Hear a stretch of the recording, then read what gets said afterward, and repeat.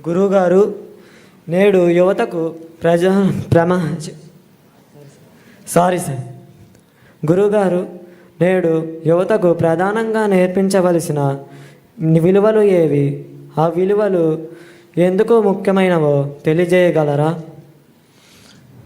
అన్నింటికన్నా చాలా ప్రధానమైనటువంటి విలువ ఏది అంటే, మనం మన కోసం బ్రతకడం కాదు, మనం ఇతరుల కోసం బ్రతకగలగాలి.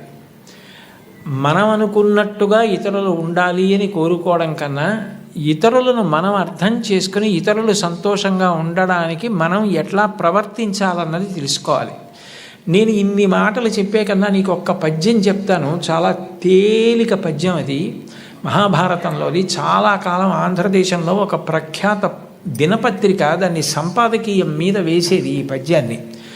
వరులేమేమియునర్చిన నరవర అప్రియము నీ మనంబున కగు తానురులకు నది చెయ్యకునికి పరాయణము పరమధర్మ పదములకెల్లన్. నేను ఏదైనా మాట్లాడేటప్పుడు నన్ను ఎవరైనా అట్లా మాట్లాడితే, నా పట్ల అట్లా మాట్లాడితే నేను బాధపడతానా? అయితే నేను మాట్లాడను. నేను ఎవరికైనా ఏదైనా ఒక పని చేసేటప్పుడు ఇటువంటి పని నాకెవరైనా చేస్తే నేను బాధపడతానా? అయితే వద్దు, నేను వాళ్ళకి చేయను.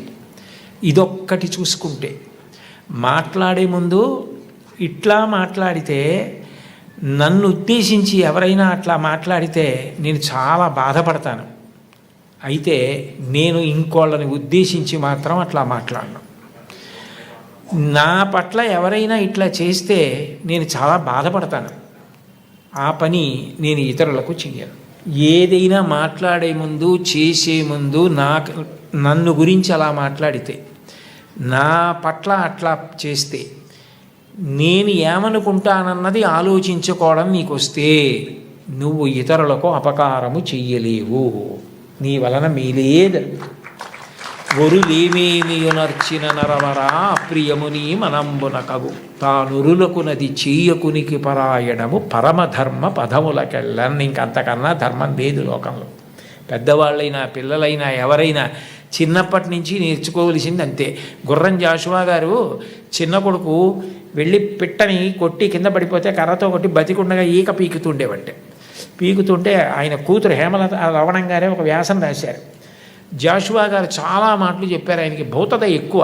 తప్పురా, అలా పక్షికి పడగొట్టి దాన్ని ఈకలు పీకుతున్నావు, అది బాధపడుతుంది, అలా చెయ్యకు అని. పిల్లవాడు వినేవాడు కాదు. ఆయన ఒక రోజున ఏం చేశారంటే, ఆ పిల్లాడు కూర్చునుండగా వెనక నుంచి వచ్చి గట్టిగా పట్టుకుని వాడు వెంట్రుకలు పీకడం మొదలెట్టారు. మొయ్యో మొయ్యో మొయ్యో అని వాడు ఏడుస్తున్నాడు. యారా, ఇన్ని వెంట్రుకలు ఉన్నాయే, 4 పీకితే ఏడిచావు, దాని ఈకలు పీకేస్తున్నావు, దానికి అన్నీ కలిపో 50 60 ఉన్నాయి, అదెంత ఏడుస్తుందిరా, ఇప్పుడు అర్థమైందా అన్నాడు. మళ్ళీ జీవితంలో ఆ పిల్లవాడు అట్లాంటి పని చేయలేదు. తనకి ఏది జరిగితే బాధో అర్థమైతే అది ఇతరులకు చెయ్యలేడు. ఆ రోజున భారతంలో చెప్పిన పద్యం ఎంత గొప్పదో అర్థమవుతోందా?